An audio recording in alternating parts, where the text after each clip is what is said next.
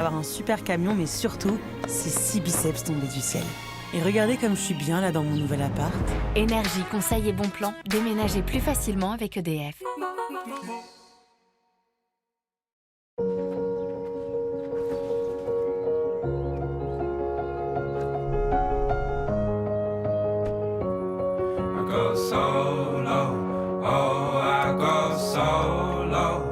Renault Zoé E-Tech, jusqu'à 395 km d'autonomie pour aller partout où la vie vous mène. En ce moment, profitez de Renault Zoé E-Tech à partir de 139 € par mois. Ah cool, les nouvelles tourtelles Twist bio. Avec 20% de jus de fruits en plus. Comment ils font si les bouteilles ont la même taille? Ah ouais? Tourtelle Twist bio, plus de jus, la fraîcheur d'une tourtelle Twist avec encore plus de jus de fruits. On a dit encore plus! No one said it would be easy to hold your head up through the ups and downs. Got a feeling in my bones. I'm not gonna sit around here waiting. My time is now.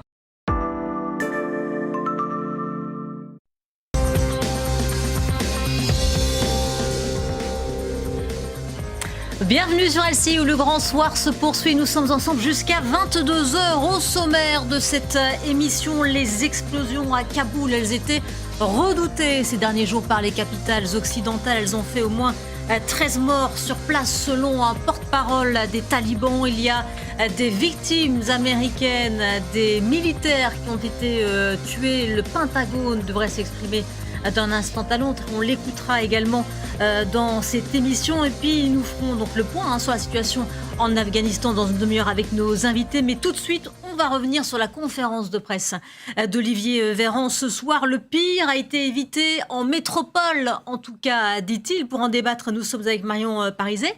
Bonsoir, merci beaucoup d'être avec nous. Vous êtes la secrétaire générale du think tank Le Millénaire. Nous sommes également avec le professeur Jean-François Timsit. Bonsoir. Et merci d'être avec nous. Vous êtes le chef du service de réanimation médicale et des maladies infectieuses à l'hôpital Bichat. Renaud Pila est également avec nous. Du service politique de LCI et de TF1. Voilà, Olivier Véran a donc ce soir présenté la situation générale au 26 août alors que les vacances se terminent et que la rentrée approche. On écoute le ministre de la Santé. En métropole, nous avons évité le pire. Que s'est-il passé? D'abord, évidemment, et personne ne peut décemment prétendre le contraire, la vaccination massive de la population française nous a collectivement protégés. Vous allez voir les diapositives suivantes qui vont vous montrer que la 4e vague est pour l'essentiel une épidémie qui tue des non-vaccinés. Les hôpitaux sont remplis de patients non vaccinés. Les services d'urgence interviennent pour des patients non vaccinés. Et les décès touchent des patients non vaccinés. Le pire a été évité grâce à la vaccination. C'est un peu le premier enseignement de cet été, professeur Timsit. C'est clair que si vous regardez les services de réanimation, moi j'ai aucun malade qui n'ait pas de déficit immunitaire qui soit vacciné avec les 2 doses complètes. 0 malade en 2 mois. Donc les seuls qui sont vaccinés et qui sont en échec parce qu'ils ne sont pas capables de faire des anticorps, et pour lesquels il faut se vacciner pour les protéger, c'est les grands immunodéprimés, les transplantés d'organes en particulier, qui eux ne font pas d'anticorps. Et s'il y a trop de virus qui circulent, eux vont attraper le virus et ils peuvent avoir des formes graves. Ainsi que des personnes qui n'étaient tout simplement pas vaccinées aussi. J'imagine que vous en avez vu passer cet été. Que des non-vaccinés, que ça. C'est les seules personnes qui viennent en réanimation. Donc voilà, si on a des facteurs de risque, il faut être un peu suicidaire pour ne pas se vacciner à l'heure actuelle, je pense. Pour autant, on ne connaissait pas ce qui allait se passer au début de l'été, professeur Timsit. C'est vrai qu'on craignait quand même la saturation. On parlait même de réquisition personnelle, peut-être de devoir abréger les vacances des personnels soignants. Finalement, tout ça, c'est pas arrivé. Bon, de toute façon, c'était presque impossible. Je veux dire, vu l'état de déprime, d'état moral, de fatigue physique et morale de l'ensemble du personnel, y compris les médecins, je pense qu'il était heureusement souhaitable qu'il n'y ait pas une catastrophe sanitaire cet été. Maintenant, si vous regardez les régions proches de la Méditerranée, c'est quand même extrêmement haut comme niveau. Il y a eu des rapatriements, vous savez qu'il y a eu des transferts de malades, des évacuations très récentes de Marseille vers Strasbourg. Ils sont à saturation. Et ce qu'on va voir arriver, c'est de nouveau une activité importante dans la région parisienne et un certain nombre de gens qui vont revenir et les écoles qui vont réouvrir. Donc je pense que pendant 15 jours, ça va être calme. Après, je ne suis pas sûr. On ne sait pas ce qui va se passer. Renaud Pilas, c'est une satisfaction, on imagine, pour le gouvernement que cet été se soit passé, en tout cas en métropole, évidemment, parce que dans les Antilles, c'est autre chose, mais que ce soit passé sans dégâts, on va dire. Oui, il y a eu le point presse, la conférence de presse d'Olivier Véran tout à l'heure, ministre de la Santé, et c'est vrai que dans le ton même d'Olivier Véran, on sentait un optimisme mesuré. Mesuré parce qu'il y a la rentrée, la rentrée scolaire, on va en parler, la rentrée de tous les Français, certains sont peut-être encore en vacances, on a vu que c'est les zones dans le sud où il y avait énormément de brassage, où il y avait le plus de contamination. Lorsque tout le monde va rentrer la semaine prochaine, il y a peut-être encore un risque, mais c'est vrai que globalement, on voit bien que les chiffres de contamination baissent lentement et surtout, il y aura toujours de la contamination puisque le virus continue à circuler. Mais c'est vrai que grâce au pass sanitaire et grâce aux annonces du 12 juillet, 12 millions de Français vaccinés, on est maintenant l'un des pays Europe les mieux vaccinés. Donc on sent chez Olivier Véran un bilan de l'été qui est satisfait, même si effectivement le virus est tellement... nous a tellement fait de surprises depuis 16 mois qu'il ne faut pas crier victoire, mais plutôt à l'optimisme ce soir. Ah oui, ça a été également votre impression, Marion Barizet, quand vous avez écouté Olivier Véran tout à l'heure? On est sur un discours assez classique de rentrée qui trouve une solution un peu intermédiaire de dire, voilà, on est satisfait de ce qu'on a réussi à faire sur le plan vaccinal, mais restons attentifs. Nous n'avons pas tout à fait gagné la bataille, enfin en tout cas pas gagné la guerre. Si nous avons gagné la bataille de l'été, la guerre reste encore à gagner. Nous avons encore beaucoup de personnes âgées et vulnérables qui ne sont pas vaccinées. Et Olivier Véran utilise justement l'exemple des Antilles, des DOM-TOM, pour mettre en comparaison la situation en métropole et de celle des territoires qui étaient les moins vaccinés pour, je pense, là, essayer d'obtenir un dernier push, une dernière incitation pour les Français avant cette rentrée qui va être en effet, comme on l'a déjà dit, assez sensible. Oui, parce que donc il y a effectivement la fin des vacances, le retour à l'école, ce sont vraiment les deux points qui inquiètent dans cette rentrée, professeur Timsit. Oui, puis convaincre les récalcitrants, je pense qu'il y a un certain nombre de gens qui y sont opposés, mais il y a maintenant un amalgame entre je suis contre la politique du gouvernement et je suis contre le vaccin. Et ça, moi, je ne peux pas l'entendre. Oui. La politique, c'est leur problème. Mon problème, moi, c'est que les gens se vaccinent. Et donc, il faudrait arriver à faire dissocier ces deux choses-là qui sont vraiment très différentes. Il reste encore 2 millions de personnes, je crois, fragiles à vacciner. Quelles sont ces personnes, professeur? Ce sont des personnes qu'on n'arrive pas à joindre, ce sont des personnes qui, comme vous le dites, qui sont réticents, qui sont contre la politique du gouvernement. Qui sont-elles? Est-ce qu'on le sait? Il y a plusieurs catégories. Il y a déjà les plus de 80 ans qui sont tout seuls chez eux. Ouais. Et eux, il faut aller les voir, c'est un par un. Et ils sont tous tout à fait d'accord pour voir du monde et puis pour se faire vacciner. Donc ça, je pense que cela, il faut le faire. Mais il y a aussi toute la population entre 50 et 70 ans pour laquelle la couverture vaccinale n'est pas extraordinaire. Entre 70 et 80, c'est très bien. Entre 50 et 70, il y a encore un effort à faire. On est à peine à 80% de première dose. Et là, effectivement, c'est pile poil les gens qui ont un risque majeur. Et en particulier, s'ils sont obèses, s'ils sont très obèses, diabétiques et hypertendus. C'est simple. Et après, il faut protéger les autres. Je veux dire, en l'occurrence, si le virus circule moins, et en l'occurrence, si tout le monde est vacciné, tous les gens qui sont faibles au niveau de l'immunité seront protégés par tout le monde. Et donc, cette BA, elle est aussi importante que d'aller acheter le pain pour votre voisin malade. Oui. Et donc, même si vous n'y croyez pas, faites-le comme une BA, et puis voilà. C'est ce que vous dites à vos patients Mais absolument, bien sûr. Donc, effectivement, la circulation du virus qui tente à diminuer, c'est ce qu'a dit également Olivier Véran tout à l'heure, moins 15% d'une semaine. On va regarder les chiffres d'ailleurs de l'épidémie de ce jeudi. Ça baisse au niveau des cas de contamination avec des hospitalisations qui sont aussi en baisse. Légère augmentation en réanimation avec 2261 personnes en soins critiques. Il le disait, Olivier Véran, c'est 3 fois moins que lors de la première vague. Mais vous vous rendez compte qu'on accepte 3000 morts par mois sans bouger? De 110 morts par jour, c'est 3000 morts par mois. Oui. Vous vous rendez compte qu'on est en train, ça fait 15 mois, qu'on compte les morts? Je veux dire, c'est quand même incroyable. On ne peut pas se satisfaire de ces chiffres. Oui. C'est clair, ils sont insuffisants. Il y a encore énormément d'efforts à faire. Si on avait, moi je rêve, qu'on ait 90% de couverture vaccinale et qu'on n'en parle plus. Et cette histoire sera réglée. On va vivre avec, mais il n'y aura plus de soucis. Pour autant, Renaud, la vaccination, on a quand même fait d'énormes progrès dans le pays. Il y a 6 mois, on n'en était pas du tout là. Oui, il y a eu vraiment effectivement le coup d'accélérateur après les annonces du 12 juillet d'Emmanuel Macron.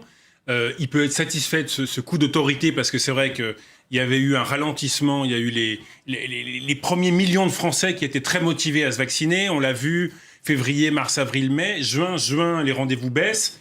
Et c'est vrai qu'au début du mois de juillet, Emmanuel Macron et à l'Élysée, on se dit on ne peut pas arriver à fin août. Et quand on voit effectivement que malgré l'énorme succès de la vaccination cet été, on a quand même 2200 personnes, plus de 2200 Français en soins intensifs.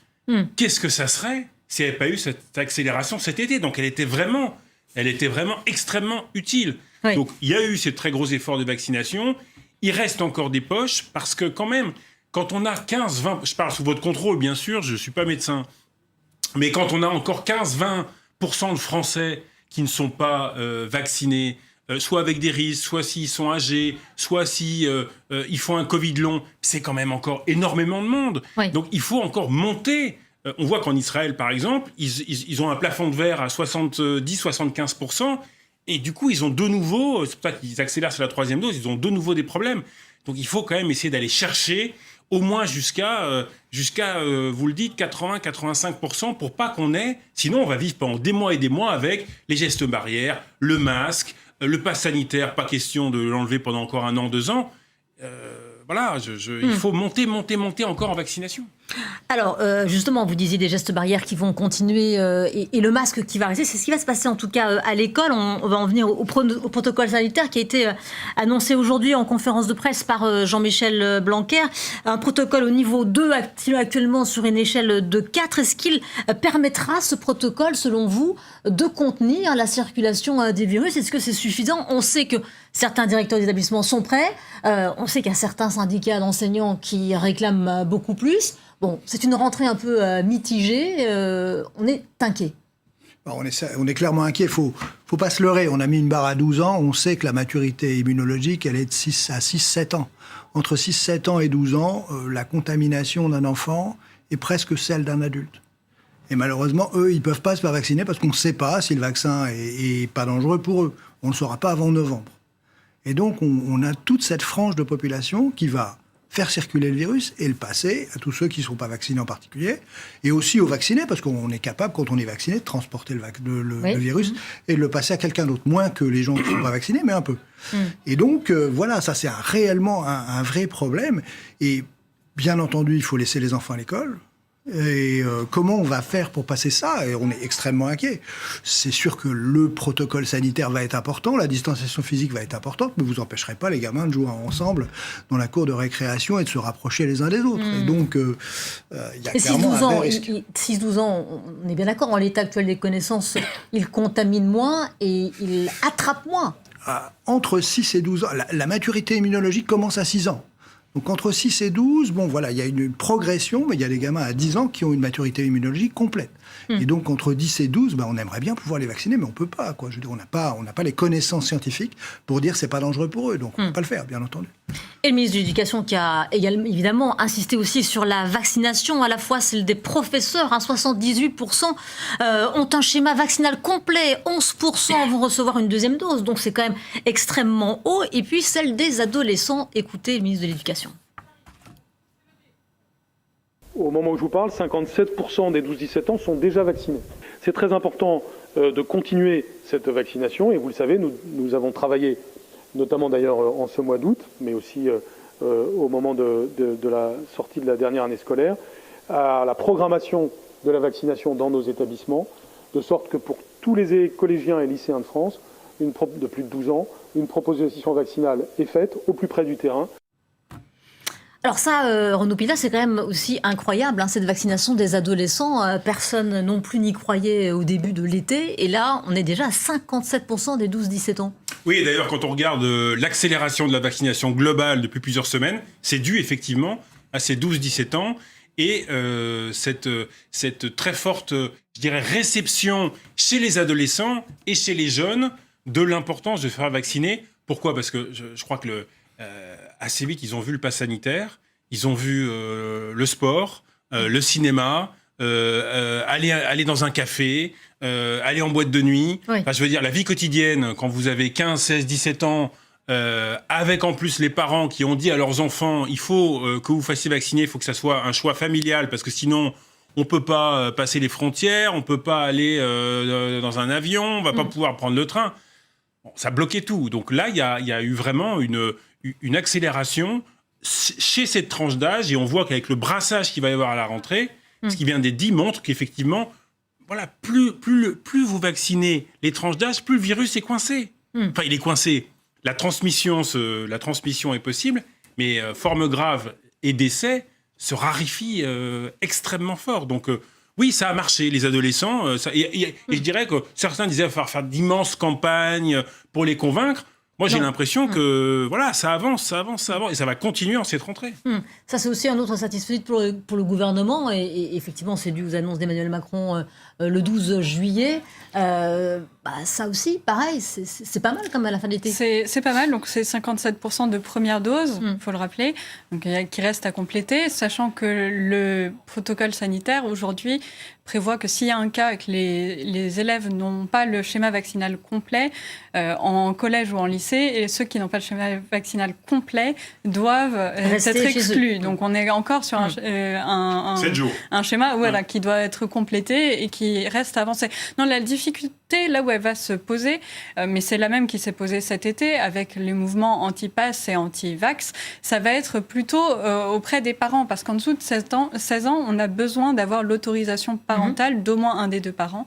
Et aujourd'hui, on a encore beaucoup de parents qui sont préoccupés par les potentiels impacts, et toute une partie de la population, notamment catholique, avec des modèles familiaux traditionnels, qui ont un besoin de se raccrocher au droit de maîtriser ce qui arrive à son corps. Et dans ces cas-là, on risque d'avoir aussi tout un groupe réfractaire avec des disparités qui vont s'accentuer, et on va retrouver probablement les mêmes schémas géographiques chez les enfants qu'on a eu chez les adultes pendant l'été, avec du coup aussi un impact sur l'éducation. Qui n'est pas du tout à négliger. Oui. D'ailleurs, c'est une bonne mesure, ça, professeur Timsit, de les laisser à la maison, ceux qui ne sont pas complètement vaccinés. Oui, c'est très très logique par rapport au risque de contamination. Après, ça stigmatise un peu, donc c'est aussi de la pression pour que les gens se fassent vacciner. Mais effectivement, on va se retrouver dans une situation un petit peu difficile pour les jeunes qui ne pourront pas ou ne voudront pas se faire vacciner entre 12 et 17 ans. Je crois qu'à l'heure actuelle, ils sont hyper à fond, et donc c'est très bien. Ils vont arriver à leur deuxième dose très très bien, mais on va atteindre le plafond à 60%. J'aimerais qu'on soit comme les Espagnols, avec cette espèce d'esprit de famille qui fait que pour protéger leurs anciens, ils se vaccinent tous. Oui. Et ils réfléchissent pas. Il y a un autre rapport aux anciens. Mais oui, et ça, c'est un peu dommage qu'on n'ait pas ça, parce que ça pourrait être un effet bénéfique de cette pandémie, de réapprendre à faire société et puis avoir une vie de famille plus raisonnable. On trouve ça aussi en Italie. La vaccination donc a donc fonctionné. Quatrième vague est une vague qui tue des personnes non vaccinées, dit le ministre. Ça, c'est un message, en parenthèse, qui a été martelé tout l'été. Est-ce qu'il passe auprès de vos patients ? Je crois que, moi, les patients que j'ai viennent pas me dire « je veux pas me faire vacciner ». Ils me disent « oh oui, mais j'attendais un peu ». Je savais pas, mais j'ai rendez-vous la semaine prochaine. Donc c'est plutôt ça que je ne veux pas. Alors peut-être c'est pour me faire plaisir, qu'ils sont comme ça au début. Donc effectivement, ils ont plutôt tendance à être un peu plus récalcitrants quand on leur propose un protocole scientifique pour les nouveaux traitements. Ils disent plutôt plus souvent non qu'ils disaient avant. Donc il y a effectivement cette population très particulière qui veut pas croire qu'il y a un risque. C'est comme vous le disiez tout à l'heure, il y a ce risque de mortalité qui existe, il y a ce risque de Covid long qui est incroyable. Vous avez 6 mois, 8 mois, une fatigue qui vous empêche de vous lever le matin, qui vous empêche de faire quoi que ce soit, du sport, et ça dure des mois, et c'est des jeunes femmes. Le profil de base, c'est la jeune femme sans antécédent, c'est rien, quoi. Donc c'est des gens qui ne risquent pas de mourir, mais qui vont en souffrir pendant des années, enfin en tout cas des mois pour l'instant, pour ce qu'on en sait. Et donc, ne serait-ce que pour ça, c'est indispensable. Et puis pour la protection des autres, je crois que c'est très important. Alors, le ministre s'est également exprimé sur la situation dans les Antilles, en parlant de cette quatrième vague, qui est une vague qui a tué des personnes non vaccinées. On va écouter Olivier Véran. Le président de la République l'a réaffirmé, nous répondrons toujours présents pour les territoires ultramarins et allons encore renforcer notre soutien en soignants, en médicaments, en matériel médical, et nous réaliserons d'autres évacuations sanitaires. Je renouvellerai mon appel à la mobilisation. Un confinement généralisé dur y a été prononcé, qui permet depuis quelques jours de commencer à faire baisser la pression épidémique, mais nous savons qu'il faudra encore plusieurs semaines pour que la pression hospitalière se stabilise, avant de diminuer à son tour, car les cas graves durent plus longtemps que les vagues épidémiques et que des soins déprogrammés devront être rattrapés. Voilà, Olivier Véran qui a également dit tout à l'heure, c'était plutôt cet extrait-là que je voulais vous faire écouter, sur le doute qui tue, c'est ce qu'il a dit, Renaud Pilat, précisément, le ministre de la Santé, un doute qui était présent aux Antilles, un taux de vaccination assez bas et qui a fait là-bas beaucoup de dégâts. Oui, on a malheureusement le laboratoire de ce qu'il y a de pire, c'est-à-dire 20% seulement de taux de vaccination sur ce territoire, plus un sous-équipement hospitalier de ces départements, qui fait qu'effectivement, sans la solidarité nationale de la métropole, eh bien, les choses se seraient beaucoup plus mal passées. Et donc, on voit les dégâts de cette sous-vaccination. Il y a plusieurs raisons. Il y a des raisons politiques, il y a des raisons culturelles, il y a des raisons... c'est multifactoriel, mais l'importance, et c'est pour ça que moi je pense que l'importance de voix, de personnalités qui se sont fait vacciner, qui sont originaires ou qui vivent dans ces territoires, dans ces départements, c'est extrêmement important parce qu'on voit que le message politique en Guadeloupe ou en Martinique passe beaucoup moins. Donc il faut que ça vienne de la société civile qui explique que ces territoires ne peuvent pas rester comme ça. Oui, je dirais que pour le mois d'août, une très très grande partie de l'agenda d'Olivier Véran cet été, ça a été s'occuper de la Guadeloupe-Martinique. Enfin, ça a été. Il y a encore des volontaires qui sont partis, qui continuent à partir, et les témoignages des médecins de métropole qui reviennent, qui ont vu les urgences là-bas, sont poignants. Ils disent qu'ils n'ont jamais vu ça. Ouais, il y avait tellement de monde dans les couloirs qu'ils ne savaient pas comment faire. Donc là, et la vaccination, pour l'instant, progresse doucement. Donc là, il y a un énorme travail à faire. Mais de la société civile, je pense. Oui. Comment on fait justement pour continuer ce travail de pédagogie, surtout de lutte aussi contre les fake news autour de la vaccination?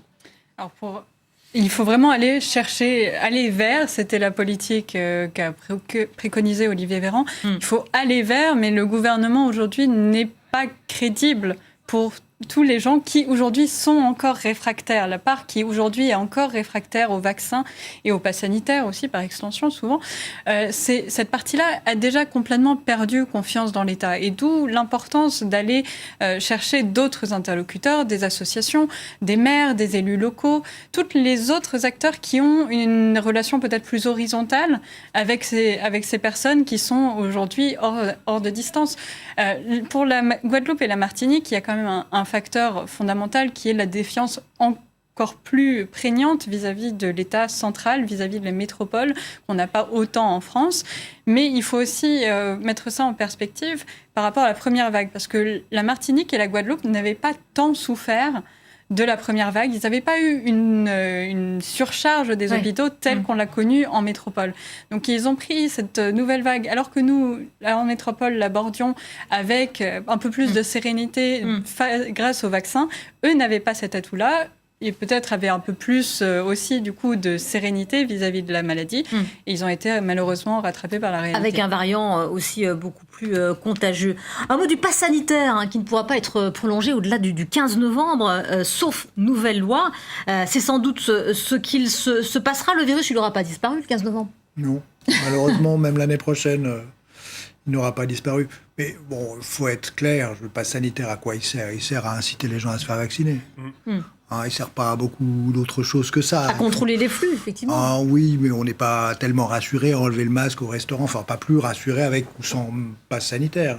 À partir du moment où la distanciation physique est proche, bon voilà, on a un petit risque de passer le virus de quelqu'un à quelqu'un d'autre. La seule chose, c'est qu'on a moins de risque d'être très malade. Et Mais donc voilà, donc le pass sanitaire, il sert à ça, il sert à faire vacciner les gens, c'est très bien. Pass sanitaire aussi qui s'est révélé être un outil précieux, hein, c'est ce qu'a dit aussi Olivier Véran tout à l'heure, finalement, alors qu'il était critiqué au cœur de l'été parce qu'il avait baissé les recettes de certains parcs de loisirs, etc. On s'est rendu compte que finalement, tout ça s'est repris très vite. Oui, quand on regarde les chiffres, c'est en train de se lisser, hein, cette baisse. Effectivement, il y a le secteur du cinéma qui, effectivement, a été très impacté cet été, qui reste impacté, mais on voit dans d'autres secteurs, cafés, restaurants, l'hôtellerie, les commerces, les chiffres qui ressortent du mois d'août montrent qu'il n'y a pas un effet très important du pass sanitaire. Et quand on voit le rebond de la consommation, plus 20%, quand on voit les chiffres effectivement de rentrée, les chiffres économiques sont plutôt bons, voire bons, on voit que le pass sanitaire n'est pas un obstacle à l'économie. Au contraire, ce sont les pays qui ont les mesures sanitaires les plus stables qui créent de la confiance. Le pire, c'est ce qu'on a connu pendant 1 an et demi. Donc le pass, peut-être qu'il y a un temps d'arrêt, mais c'est en train de se lisser. Et oui, il a servi, c'est le booster à vaccination, ça a marché. Il est fait pour pas être utilisé, hein, c'est un peu l'arme dissuasive. Merci beaucoup à nos invités. Restez avec nous dans un petit instant. On se retrouve pour parler cette fois de l'Afghanistan. Le porte-parole du Pentagone s'est exprimé et on sait maintenant que 12 militaires américains ont été tués à Kaboul, 15 autres blessés. Le Pentagone s'est donc exprimé. On en parle dans quelques instants sur LCI. À tout de suite.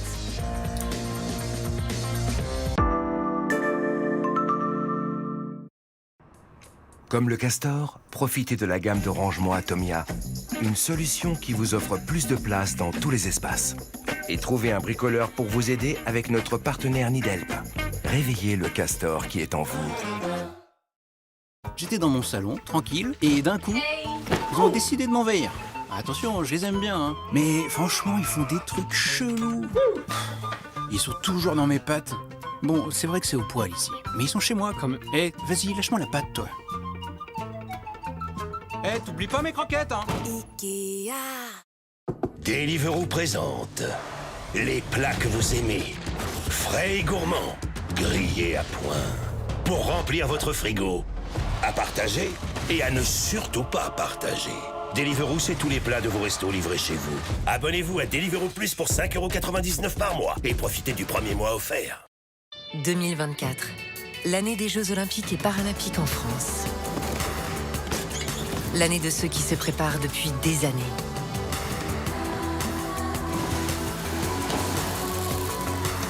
L'année qui peut accélérer la transformation de la société. L'année pour laquelle la Caisse d'épargne s'engage en soutenant les athlètes et en finançant des infrastructures dans toute la France pour rendre ces Jeux utiles à tous. Caisse d'épargne, partenaire premium des Jeux de Paris 2024.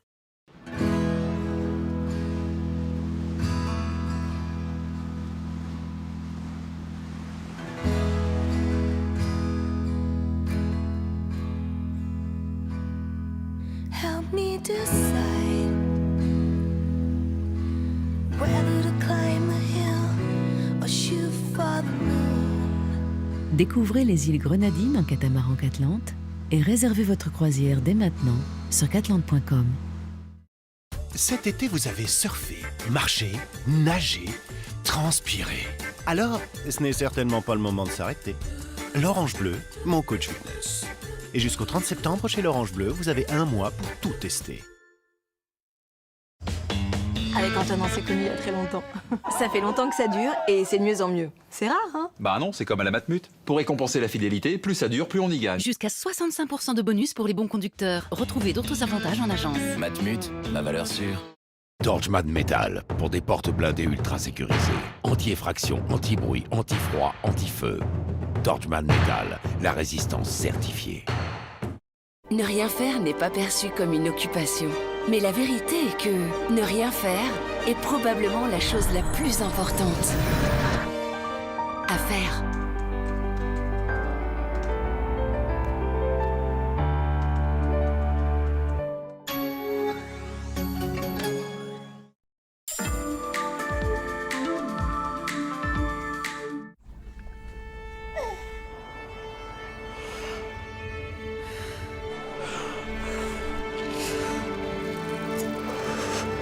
respirons tous le même air.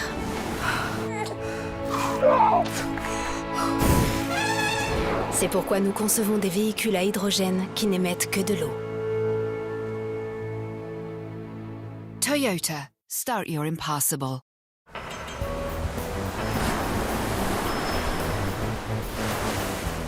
La vie est une aventure.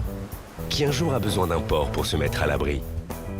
Résidence seigneuriale, votre port d'attache.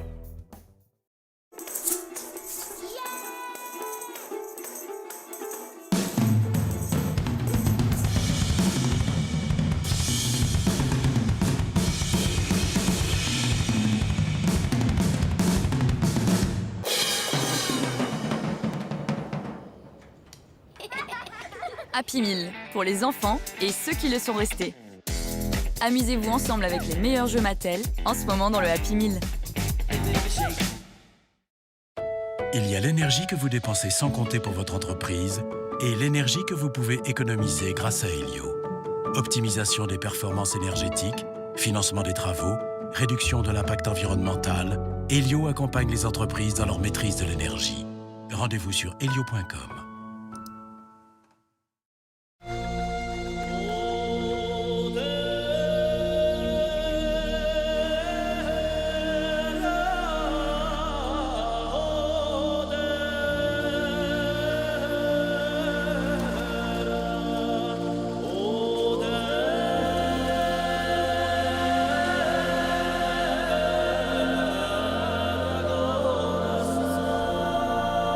Votre été mérite le plus beau des écrins.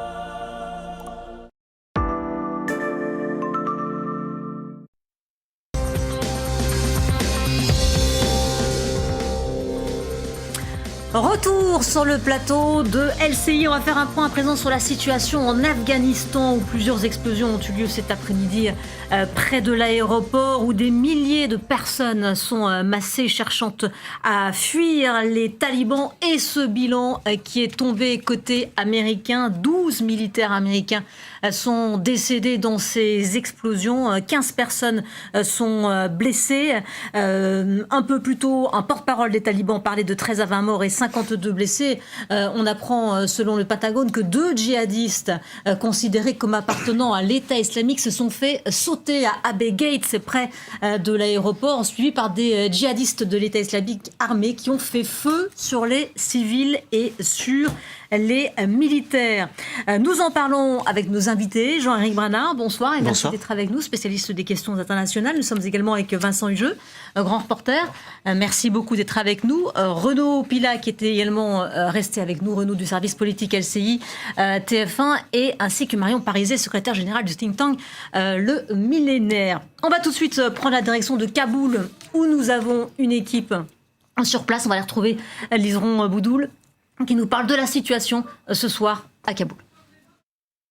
C'est un choc pour les habitants de Kaboul, cet attentat. Et ce soir, on voit les talibans armés de mitrailleuses circuler sur leur pick-up. Je peux vous dire qu'ils sont très, très, très tendus. On me dit qu'il y a aussi des tirs de sommation dans divers quartiers de la ville. Et puis, les talibans utilisent aussi, et ça c'est nouveau, des haut-parleurs pour dire aux Afghans de se disperser, de ne plus se regrouper, parce que depuis quelques jours, ils se regroupent, y compris devant notre hôtel, parce qu'ils pensent qu'on peut les aider à rejoindre l'aéroport pour monter dans un avion. Et on dirait en fait que les talibans maintenant craignent d'autres attaques de la branche de Daesh locale. Donc on sent vraiment que cette explosion meurtrière, elle ajoute encore un peu plus de stress et encore un peu plus de chaos à ce quotidien qui est déjà très très lourd et plein d'anxiété et de peur pour les habitants ici. Alors on ira dans un instant à Washington retrouver notre correspondant sur place, mais d'ores et déjà, Jean-Éric Branard, c'est un bilan extrêmement lourd ce soir pour les États-Unis. C'est un véritable choc pour les Américains. Les images de ces jeunes boys qui sont arrivés il y a à peine une semaine, pour certains d'entre eux, rappelons-le. Ce sont des renforts qui sont arrivés en Afghanistan pour sécuriser l'aéroport. On a vu leurs images, ces visages souriants, juvéniles, ils sont très jeunes pour la plupart, et effectivement 12 morts, alors que Joe Biden espérait bien s'en sortir sans égratignure. C'est pour ça qu'il voulait aller très vite, pari raté, et on se souvient ce soir avec horreur de ces paroles qu'il avait prononcées quand il a annoncé le retrait, en disant qu'il ne devait y avoir aucune attaque contre les Américains parce que sinon la réponse serait fulgurante et féroce. Et bien maintenant on attend la parole de Joe Biden parce que toute l'Amérique se souvient de ces paroles. Ouais, Joe Biden qui ne s'est pas exprimé ce soir, enfin en tout cas pas encore, c'est le Pentagone qui a parlé tout à l'heure, Vincent Huju. Il ne peut pas ne pas y avoir de riposte. Il s'agissait de se désengager de ce bourbier, ce qui était d'ailleurs plutôt soutenu par la majorité du peuple américain, même si ce soutien a nettement fléchi ces dernières semaines au regard des circonstances chaotiques du retrait en question. Pour autant, donc, impossible de ne pas répliquer, notamment parce que c'est le syndrome des body bags. Vous savez, les linceuls qui rentrent au pays et les boys qui rentrent dans les body bags, c'est juste intolérable pour tout Américain. Sur la responsabilité supposée de cet attentat, ce qui est très frappant, si vous voulez, c'est que ça fait plusieurs jours que les services de renseignement, pas seulement américains, alertent sur le risque d'un attentat État islamique, donc Daesh. Pour le moment, pas de revendication, ça reste l'hypothèse la plus probable. Pourquoi ? Parce qu'on est dans un contexte de rivalité féroce entre les deux grandes matrices du djihadisme mondial. D'un côté, Al-Qaïda, on se retrouve d'ailleurs dans une situation un peu analogue au Sahel, et de l'autre côté, l'État islamique. D'autant plus que le chapitre afghan de l'État islamique, qui s'appelle l'État islamique province du Khorasan, référence à une ancienne région historique qui embrassait l'Iran, une partie du Caucase, l'Afghanistan actuel, etc., a été fondé en 2014 par des dissidents des talibans. Que ces gens se vouent une haine absolument incoercible, qu'ils se traitent mutuellement d'apostats, donc de traîtres à la parole du prophète et au Coran, aux enseignements de l'islam, et que ce fameux État islamique, province du Khorasan, s'est rendu coupable d'attentats absolument atroces. Je me souviens par exemple d'une maternité qui avait été attaquée, 35 personnes tuées, dont 16 mères et jeunes enfants. Un mariage dans un quartier chiite de Kaboul. On sait que les sunnites radicaux, que sont les membres de Daesh, mais aussi d'ailleurs les talibans, vouent eux aussi une haine intense et tenace envers les chiites. Mariage, 91 morts, etc. Donc, usual suspect, il était à peu près certain qu'un attentat pouvait venir de Daesh. Dernier point de détail, mais qui n'est pas du tout anodin, c'est que précisément, on avait observé depuis le début de l'année une intensification des attaques imputées à Daesh en Afghanistan, et depuis 12 jours, plus rien. D'où la crainte des experts du renseignement que précisément ils étaient en phase de préparation pour une attaque d'envergure de type attentat-suicide. Mais ils n'ont pas réussi à l'éviter, cette attaque, malgré effectivement toutes les alertes qui avaient été émises encore il y a 24 heures. Il y a 24 heures. Les Britanniques, les Américains ont dit s'attendaient à une attaque. Et effectivement, les reporters sur place disent que la situation est tellement chaotique autour de l'aéroport que apparemment il a été impossible de filtrer et d'évacuer les zones tellement le périmètre est compliqué à sécuriser. Allez, direction Washington. À présent, on va aller retrouver Axel Monnier, notre correspondant sur place. Bonsoir Axel. Le cauchemar se poursuit pour Joe Biden avec des victimes américaines dans le bilan. 12 militaires américains précisément qui ont été tués. C'est le Pentagone qui vient de l'annoncer. C'est un choc, on l'imagine, aux États-Unis ce soir. Oui, le bilan est très lourd pour cette attaque terroriste côté américain. Et surtout, les membres du Pentagone, lors de cette conférence de presse, ont précisé que des menaces terroristes, d'autres attaques pourraient suivre. Ils sont très inquiets sur les heures qui viennent, mais ils ont quand même assuré qu'ils continueraient leur mission d'évacuation. Des citoyens américains, évidemment. Il en reste encore à peu près 1 millier à Kaboul à évacuer avant le 31 août. Vous savez, c'est la date limite pour le retrait américain du pays. Et puis aussi tous ces Afghans qui craignent pour leur vie, qui ont pu aider pendant quelques mois, pendant quelques années, même parfois, les États-Unis dans leur mission de maintien de la paix et de lutte contre le terrorisme. Alors voilà un petit peu la situation aujourd'hui. Joe Biden, qui se trouvait à la Maison-Blanche pour un conseil de sécurité justement sur l'Afghanistan, a continué à travailler sur ce thème. Il a reporté à demain sa visite bilatérale avec le nouveau Premier ministre israélien Naftali Bennett. Évidemment, c'est aujourd'hui le cœur de sa politique actuelle. Il est à 100% sur le dossier afghan. Alors Axel Monnier, pendant que vous parliez, on vient d'apprendre que l'État islamique revendique l'attentat près de l'aéroport de Kaboul. Ça vient de tomber. Maintenant, on imagine que Joe Biden va devoir s'exprimer dans les prochaines heures.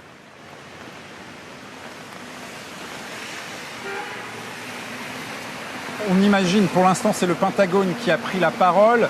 La porte-parole également de la Maison-Blanche devait faire ce qu'on appelle un briefing traditionnel ici.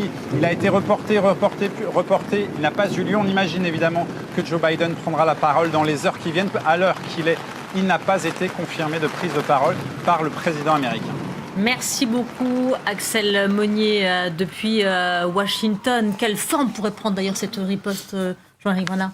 Je pense une attaque sur les positions de d'AHK qui sont assez bien répertoriées, comme le disait Vincent tout à l'heure. On sait où ils se trouvent, on sait qui ils sont.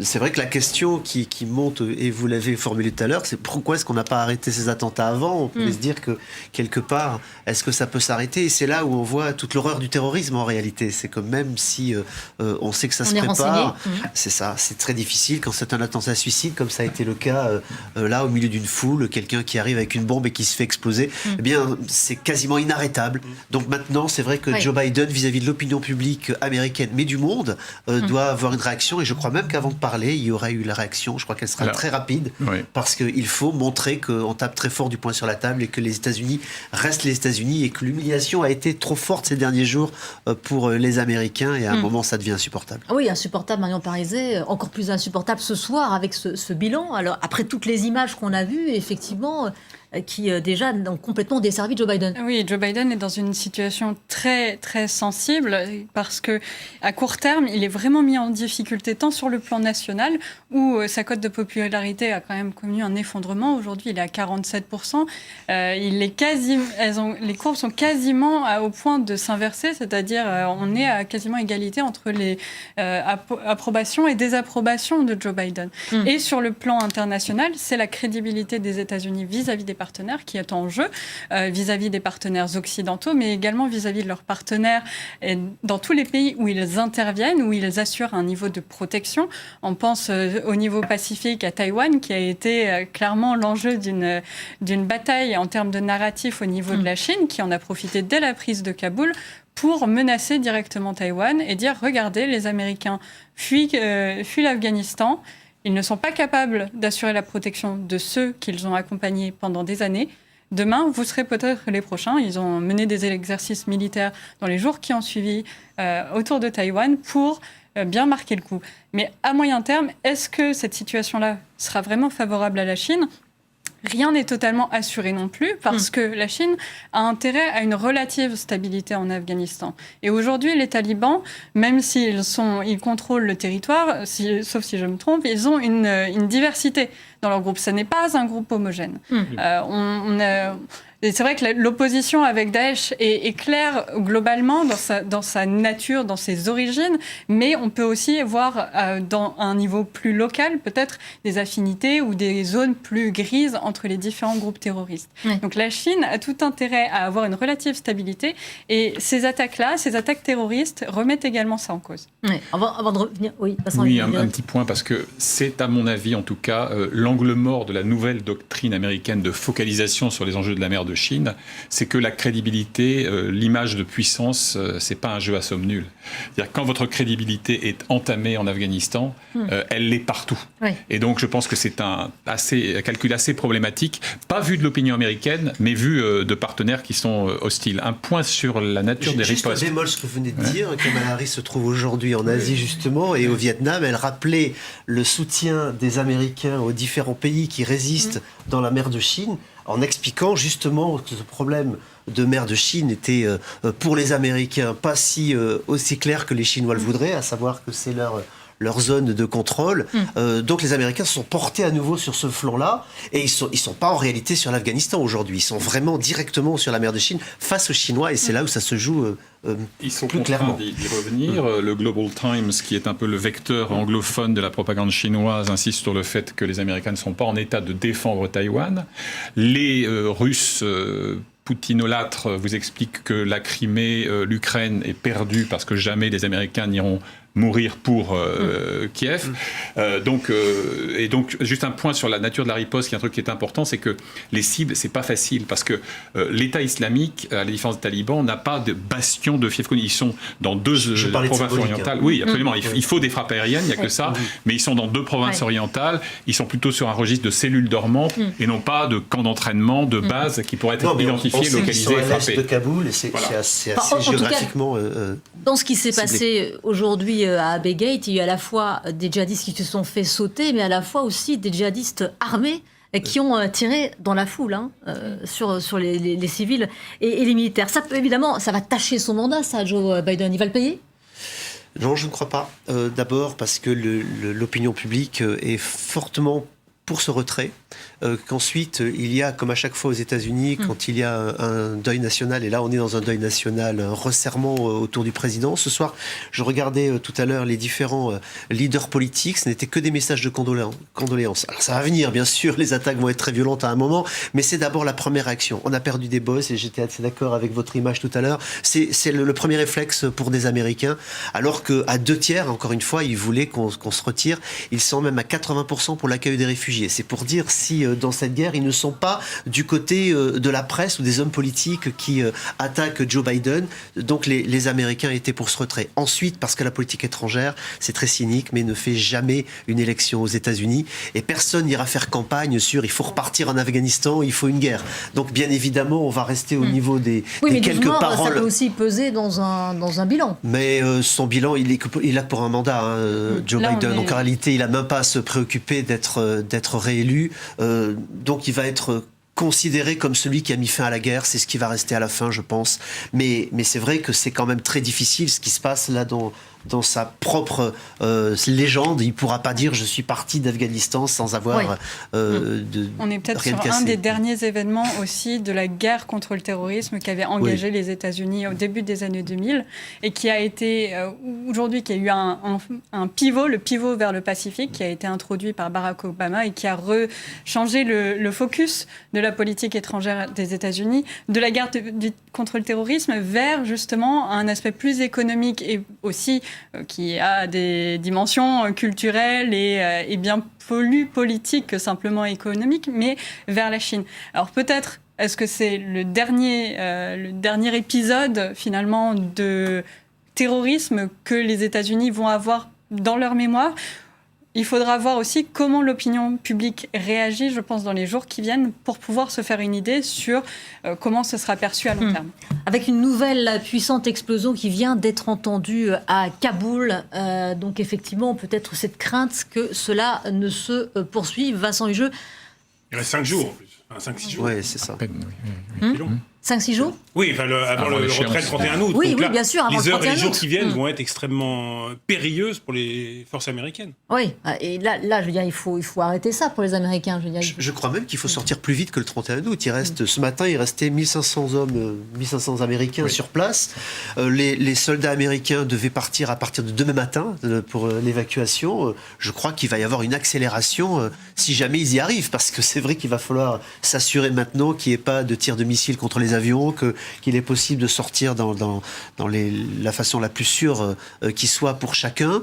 Et rapatriement uniquement des Américains, absolument, en toute urgence, et tous les ressortissants et les Afghans qui avaient aidé les États-Unis, malheureusement, apparemment, vont être laissés sur place.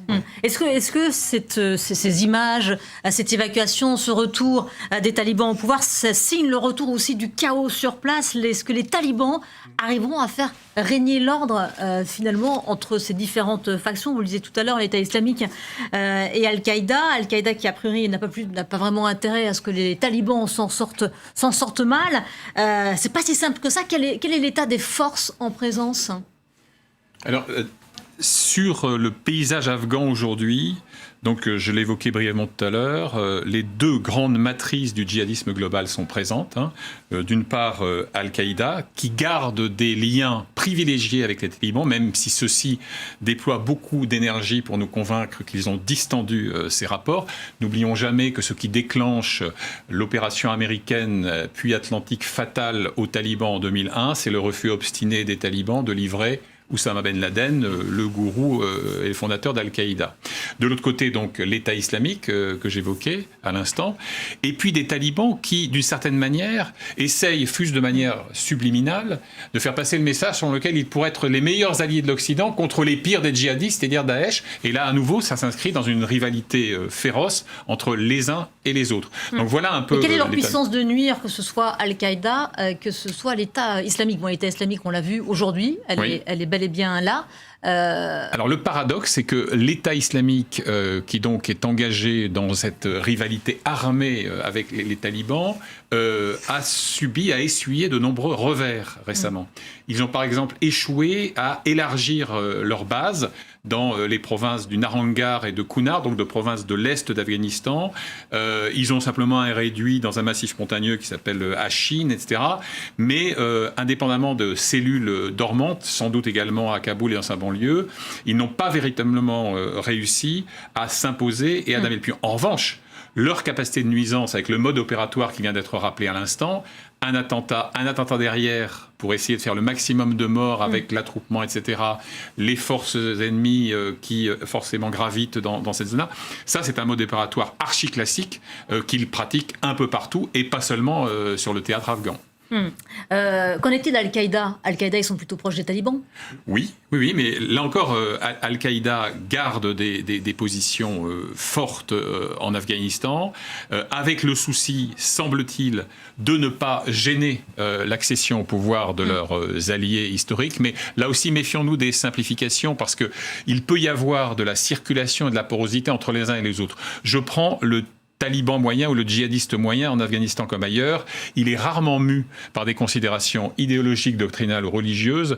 Il est très souvent motivé par la nécessité de faire vivre sa famille, d'avoir un toit et 2 repas par jour et, si possible, une arme en travers du thorax qui aide toujours, évidemment, le statut social à s'élever. Donc, il est impossible, si on veut être sérieux, de dessiner des lignes continues absolument imparables entre les uns et les autres. Tout ça est une vaste mouvance et on peut par exemple, et je l'ai vu également au Sahel, mais en Afghanistan c'est le cas, on peut passer de l'une à l'autre des matrices en fonction des circonstances ou de ce qui vous est offert. Parce que ça s'achète aussi, les bras et les combattants. On vient de l'apprendre, Joe Biden va s'exprimer à 17h, heure de Washington, 23h, heure française. Joe Biden qui s'exprimera donc ce soir. Jean-Yves Brana, effectivement, ça devenait assez urgent qu'il s'exprime. Il ne pouvait pas ne pas s'exprimer ce soir, c'est évident. La question, et on le disait tout à l'heure, c'est de savoir s'il va y avoir concomitamment une action qui va être menée en Afghanistan ou pas. Là, la question, elle reste ouverte. Alors, c'est vrai que, surtout avec le risque de nouveaux surattentats après l'attentat, et c'était très bien expliqué il y a 2 minutes, et tout le monde le voyait venir et le commentait depuis que l'on a appris le premier attentat. Donc, c'est vrai que c'est ce qu'on va regarder maintenant de très très près. Mais il faut qu'il y ait une parole.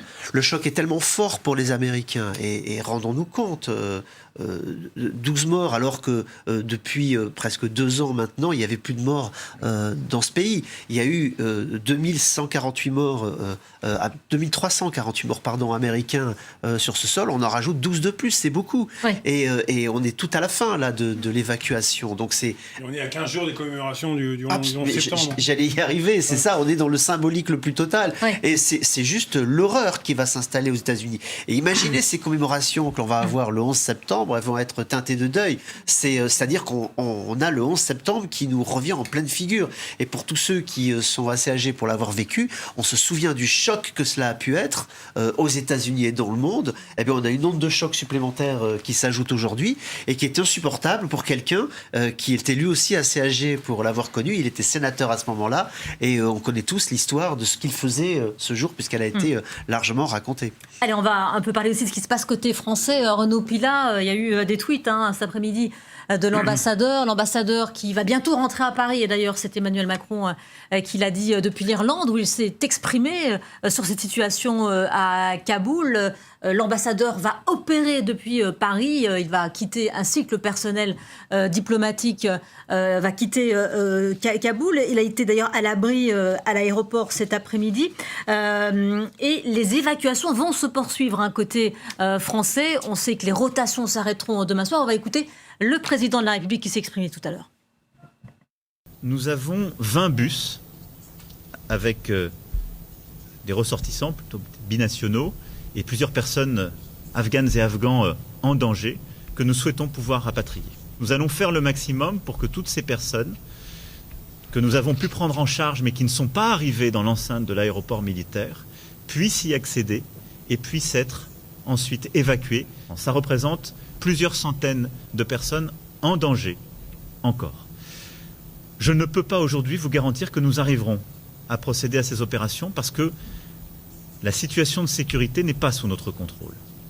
Avec une situation extrêmement tendue, Renaud, quand on sait ce qui se passe aux abords de l'aéroport, avec ces bus qui sont effectivement là, aux abords. Attendre. Ouais. Et la dernière phrase d'Emmanuel Macron dit tout la réalité de la situation. La situation de sécurité n'est pas sous notre contrôle.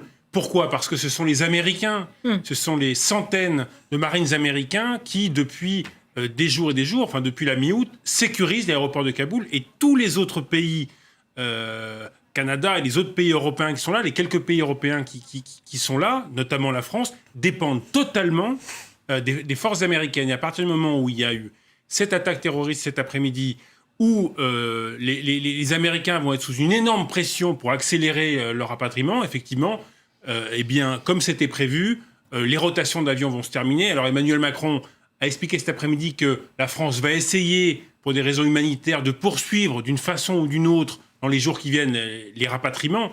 Mais ça va être extrêmement compliqué. Et il était urgent pour l'ambassadeur de France à Kaboul, David Martinon, et le personnel diplomatique de rentrer, parce que là, dans les heures qui viennent, quand on voit ce qui se passe et quand on voit les attentats qu'il y a eu aux portes même de l'aéroport, eh bien, il est temps de partir maintenant pour assurer la sécurité des nationaux, en tout cas des Français. Et chaque pays, les Américains ont demandé aux Hollandais, aux Pays-Bas, de partir, en disant « Partez maintenant, on ne peut plus assurer votre sécurité ». Marion Parizet, effectivement, un travail assez remarquable aussi des diplomates français qui sont depuis la mi-août à l'aéroport. Oui, qui assure. On a la chance en France d'avoir un réseau diplomatique qui est quand même extrêmement dense et qui couvre la plupart des pays du monde. Et des forces spéciales, de forces armées qui sont en mesure de venir porter assistance aux Français et aux personnes qui aident les Français dans ces circonstances-là, ce qui est déjà exceptionnel en soi. Mais c'est vrai que dans des pays comme l'Afghanistan, où nos forces se sont retirées depuis 2014, nous n'avons pas les moyens d'assurer par nous-mêmes la sécurité dans un contexte qui est dans ce niveau de dégradation, ce qui a incité aussi très rapidement à l'évacuation du maximum de Français. C'est pas tant la dangerosité immédiate de la situation que le doute sur 2 semaines, 3 semaines, 1 mois. Nous ne savons pas nécessairement quelles seront nos capacités pour pouvoir mener des évacuations.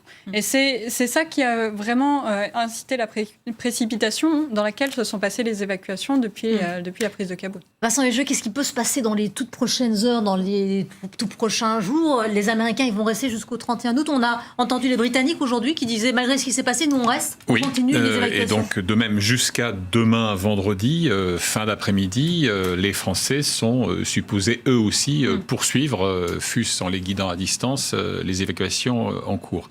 Ce qui est hautement probable, c'est donc une accélération du processus. On se demande parfois pourquoi les Français, par exemple, déconstruisent l'opération 5 jours avant l'échéance fixée par les Américains. C'est tout simplement parce que, comme Renaud le rappelait, les Américains contrôlent tout.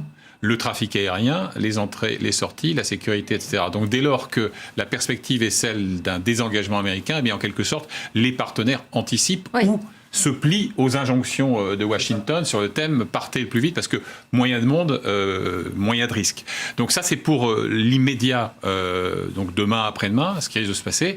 Alors, si on se projette un tout petit peu plus loin, ce qui est acquis aujourd'hui, hélas, c'est que des milliers voire des dizaines de milliers d'Afghanes et d'Afghans exposés de par leur profil, de par leur engagement, de par leurs convictions, seront coincés dans le piège afghan. Et à partir du moment où les forces étrangères auront totalement disparu, que les talibans n'auront plus besoin de ménager, fût-ce à la marge, leurs partenaires occidentaux, pour faire en sorte que les exfiltrations se terminent, et bien là, on sera dans un huis clos qui pourra rappeler, hélas, le huis clos tragique des premières années de la version talibane 96-2001, où là, les listes existent. Les listes peuvent conduire à des liquidations ciblées, et les normes sociales vont s'imposer, même si aujourd'hui encore, il n'y a pas de gouvernement, il n'y a pas de nouvelle loi, la loi étant de toute façon la charia, la loi coranique, et que donc, selon la province d'Afghanistan dans laquelle vous vous trouvez, il peut y avoir une certaine forme de bienveillance et de souplesse ici, et une rudesse totale là. Pourquoi aussi ? Parce que tout simplement, le taliban de base, pléonasme, le soudar taliban, lui est très loin des négociateurs qui ont vécu dans le luxe des hôtels du Qatar en discutant avec les Américains pendant des semaines et des mois, et que lui, il a des revanches à prendre, il y a parfois un esprit de vengeance, car lorsque les talibans tombent en 2001, il y a aussi des massacres de talibans par leurs ennemis, etc. Et donc, il n'est pas nécessairement à l'écoute de cette doctrine un peu sophistiquée que les stratèges talibans essayent de promouvoir aujourd'hui sur la scène internationale. Allez, on en sait un tout petit peu plus sur l'intervention de Joe Biden tout à l'heure. Il va s'exprimer donc sur l'attaque terroriste. Il parlera des victimes parmi les militaires américains et les Afghans tués et blessés. On n'en sait pas plus, hein. Non, bien sûr, ça va d'abord commencer par de l'empathie vis-à-vis de ce que je disais tout à l'heure, vis-à-vis de ses victimes. D'abord, Joe Biden est très bon dans ce rôle parce que lui-même a connu tellement de malheurs dans sa vie qu'il est capable de délivrer ce message. C'est important, hein, puisque Trump ne le faisait pas et qu'on lui reprochait suffisamment de ne pas être capable d'empathie vis-à-vis de victimes quand il y avait des vraies catastrophes aux États-Unis. À un moment, on a besoin d'entendre cette parole. Le chef de l'État aux États-Unis est aussi un consolateur. Ça fait partie de la panoplie du commandant en chef des armées aux États-Unis. Donc il va jouer ce rôle-là. Et puis dans un deuxième temps, on va lui demander un petit peu plus, puisqu'effectivement, il va falloir qu'il prenne sa casquette de commandant en chef et qu'il explique quelle va être la feuille de route pour les jours à venir, les 2, 3, 4 ou 5, 6 jours qui restent. Ouais. Et après. Allez, on va retourner à Kaboul. Il n'y a pas beaucoup d'équipes de journalistes sur place, mais Lise Romboudoul pour TF1 LCI est là-bas. Elle va nous parler de la situation aux abords de l'aéroport donc à Kaboul. Écoutez. Lorsque je suis arrivée à Kaboul, je me suis retrouvée dimanche dernier, sur le tarmac entourée par des forces spéciales américaines qui ne voulaient pas que l'on sorte de notre petit secteur parce que justement il y a de tels problèmes de sécurité à gérer sur cet aéroport qu'on les sent un peu fébriles à certains moments. Donc les Français étaient de l'autre côté de l'aéroport parce qu'il y a plusieurs portes en fait tout autour de cet aéroport. Et il y a également la sécurité turque qui gère un petit peu l'aéroport. Bref, il y a plusieurs pays qui se retrouvent dans la gestion de ces évacuations au sein de cet aéroport. Les Français, eux, sont à l'est plutôt côté sud, plutôt côté sud-est de l'aéroport, près d'une tour. Mais je ne peux pas vous en dire plus parce que moi, depuis que je suis ici à Kaboul, on n'a pas accès aux portes d'entrée. Donc je n'ai vu l'aéroport que depuis l'intérieur, depuis le tarmac. Bonsoir à toutes et à tous, édition spéciale donc ce soir sur LCI en raison des très graves événements qui se déroulent à Kaboul. Une troisième forte explosion a été entendue dans la ville. Je vous rappelle d'ores et déjà les bilans très lourds qui sont signalés avec au moins 12 morts américains, d'autres morts sans doute, des dizaines de blessés à Kaboul. Nous serons sur place en direct, nous réagirons à cette actualité avec des spécialistes. Laurent Saïm, bonsoir. Bonsoir Darius. Spécialiste des États-Unis, vous nous direz comment l'événement est en train de transformer le visage de cette actualité. Joe Biden devrait s'exprimer dans quelques instants. Oui, on vient de l'apprendre. Joe Biden a décidé de parler à 23h heure française, adresse à la nation. Toute la journée, il a été dans ce qui s'appelle de Situation Room à la Maison-Blanche. C'est cette salle sécurisée. Il a été avec les directeurs des services de renseignement. Il a été également avec les chefs d'état-major. Il a été avec toute son équipe pour savoir de quelle manière cette crise va être réglée, puisqu'il reste 1500 Américains sur place à Kaboul à évacuer. Vincent Hugeux, vous êtes grand reporter